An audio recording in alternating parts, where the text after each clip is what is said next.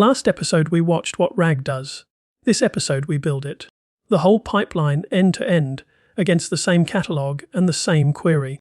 No 2-hour dependency hell, no vector database service to spin up. About 60 lines of Python you can read in one sitting. 3 functions, 1 file, 1 query. Let's go. The repo is small on purpose. 1 folder, 3 files. Corpus loader reads the markdown and splits it into chunks.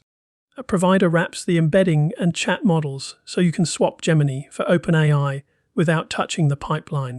A pipeline is the body: load, embed, store, search, answer. You run it with one command: Python pipeline, py followed by your question. Step 1 is the same as last episode. Read the catalog, split it into chunks. We use a recursive character splitter at 900 characters with 100 characters of overlap. Each chunk carries its source file name. That metadata is what lets us cite the answer later. About 110 chunks for our corpus. Same model for chunks and for queries. That is the rule that makes similarity search work.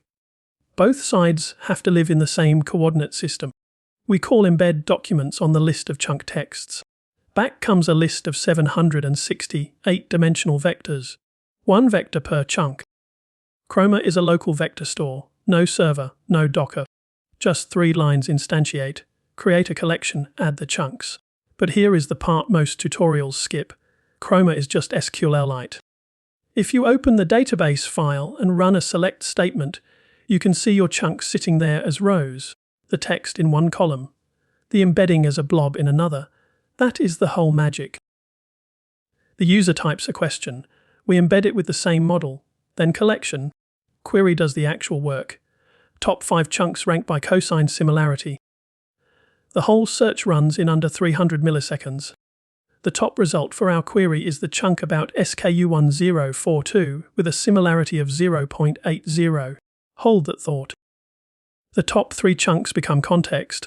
We format each one with its source file name in square brackets so the model can cite. Then we drop those 3 chunks into a template above the user's question. This is what the assembled prompt actually looks like. The template on the left, the filled inversion on the right. The model never sees the template, it sees the right-hand side, including the page about SKU1042. We call the chat model with the assembled prompt. The same Gemini Flash that confidently invented terms last episode now reads the actual catalog page and quotes it. Monthly plans cancel anytime. Annual plans get a 14-day refund window. Workspaces sit in a 30-day grace period before data is purged. Those words come from your data, not the model's imagination. And the answer ends with a source citation. That is RAG, about 60 lines, 3 functions, 1 query. This works for our query.